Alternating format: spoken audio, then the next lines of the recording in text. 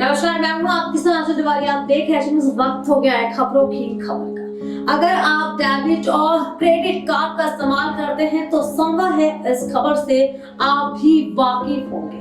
22 जुलाई से master card अब भारत में नए कार्ड जारी नहीं कर सकेगा। डेटा स्टोरेज से जुड़े नियम न मानने पर भारतीय रिजर्व बैंक ने ये बैन लगाया है। मास्टर कार्ड अमेरिका की कंपनी है जिसकी भारत के कार्ड पेमेंट बाजार में 33% हिस्सेदारी है। आरबीआई की इस कार्रवाई के बाद कई सवाल खड़े हो रहे हैं। मास्टर कार्ड नियमों का पालन क्यों नहीं कर रहा है? जिनके पास पहले से मास्टर कार्ड है उन पर इस बैन से क्या असर पड़ेगा?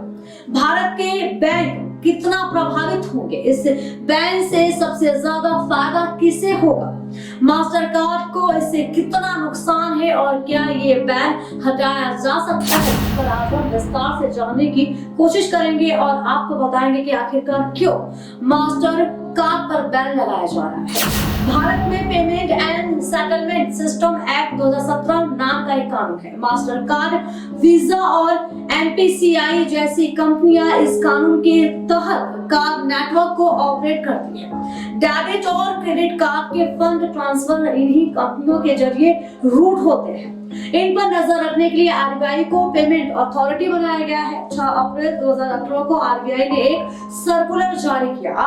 इसमें सभी पेमेंट नेटवर्क कंपनियों को 6 महीने के अंदर सभी तरह का डेटा सिर्फ भारत में स्टोर करने के निर्देश दिए गए। इसे लागू करने के बाद कंपनियों को ऑडिट करना था और आरबीआई को रिपोर्ट सौंपनी थी। इस सर्कुलर को जारी हुए 3 साल से ज्यादा का वक्त बीत चुका है। अप्रैल में आरबीआई ने अमेरिकन एक्सप्रेस और डाइनर्स क्लब पर प्रतिबंध लगा दिया था। भारत में इनके ज्यादा कस्टमर नहीं है, इसीलिए ज्यादा चर्चा नहीं हुई। अब मास्टर कार्ड पर बैन लगाने के बाद बैंकिंग सेक्टर में उथल-पुथल मच गई है। अब सवाल यह उठता है कि नियमों का पालन क्यों नहीं कर रहे हैं विदेशी पेमेंट नेटवर्क? मास्टर कार्ड जैसी पेमेंट फर्म का कहना है कि वो 100 से ज्यादा देशों में ऑपरेट करती है और उनका स्टोरेज सिस्टम सेंट्रलाइज्ड है। कंपनियों को डर है कि भारत में डेटा स्टोरेज ट्रांसफर करने के लिए उन्हें लाखों डॉलर खर्च करने पड़ेंगे। अगर भारत में ऐसा किया तो अन्य देश भी डेटा के लोकल स्टोरेज की मांग उठा सकते हैं। ग्लोबल ऑपरेशंस वाली कार्ड फर्म आरबीआई के नियमों को न मानने के पीछे खर्च, सुरक्षा को खतरा, अस्पष्टता और टाइमलाइन की दुहाई दे रही है। थिंक टैंक द डायलॉग के फाउंडिंग डायरेक्टर काजिम रिजवी के मुताबिक आरबीआई का यह फैसला डेटा स्टोरेज से जुड़े कानून को प्रभावी बनाने के लिए बड़ा कदम भी माना जा रहा है। अब सवाल यह उठता है कि पुराने कस्टमर पर मास्टर कार्ड बैन से कितना असर पड़ेगा? पुराने कस्टमर जो मास्टर कार्ड है, अमेरिकन एक्सप्रेस और डाइनर्स क्लब के क्रेडिट और डेबिट कार्ड इस्तेमाल कर रहे हैं, वो पेमेंट के लिए इस्तेमाल कर सकते हैं। आरबीआई के बैन का पुराने कस्टमर पर कोई भी असर नहीं पड़ेगा। हालांकि बैंक और नॉन बैंकिंग फाइनेंस कंपनियां नए कस्टमर नहीं बना सकती हैं जब तक आरबीआई बैन नहीं हटा लेता। इस बैन से यस बैंक, आरबीएल बैंक और बाजार फिनसो सबसे ज्यादा प्रभावित होंगे क्योंकि इनकी पूरी कार्ड स्कीम मास्टर कार्ड से जुड़ी हुई थी। एचडीएफसी बैंक की 60% card scheme master card, joiners और अमेरिकन एक्सप्रेस से जुड़ी है। आईसीआईसीआई और एक्सिस बैंक के 35 से 36% कार्ड मास्टर कार्ड से जुड़े हुए हैं। इस बैन से सबसे ज्यादा फायदा किसे होगा?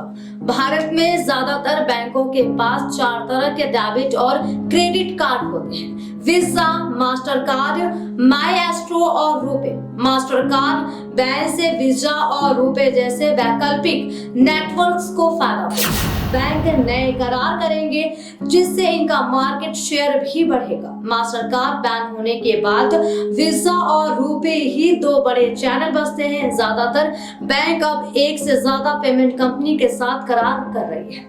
अधिकांश पब्लिक सेक्टर के बैंक रुपे कार्ड ऑफर कर रहे हैं और private bank visa card offer कर रहे हैं। बैंक का दूसरा बड़ा फायदा यूनिफाइड पेमेंट इंटरफेस यानी यूपीआई को भी हो सकता है।